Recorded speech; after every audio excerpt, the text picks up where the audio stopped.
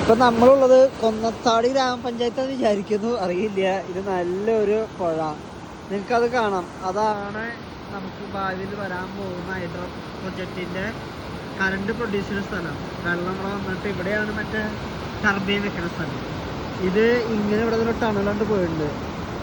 ഇതില് എന്ത് ഭയങ്കര റെക്കോർഡുണ്ട്, ഫാസ്റ്റസ്റ്റ് ടണല് എത്ര 1.2 കിലോമീറ്റർ ഏറ്റവും സ്പീഡിൽ ടൈം കുറച്ച് ചെയ്ത ടണല് ഇവിടെയാണ്.